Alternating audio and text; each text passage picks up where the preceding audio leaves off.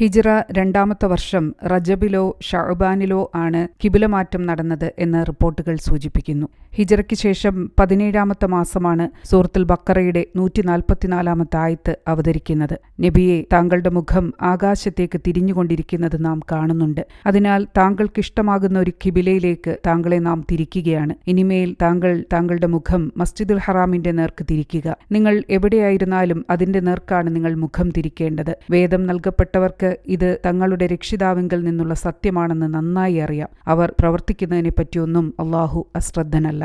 ഈ ആയത്ത് അവതരിക്കുന്നത് നബി സല്ലല്ലാഹു അലൈഹി വസല്ലമ ബർറാ ഇബ്നു മഅറൂർ റളിയല്ലാഹു അൻഹുവിന്റെ വീട്ടിൽ സൽക്കാരത്തിന് പോയ സന്ദർഭത്തിലായിരുന്നു. അവിടെ വെച്ച് ളുഹർ നമസ്കാരത്തിന്റെ സമയമായി.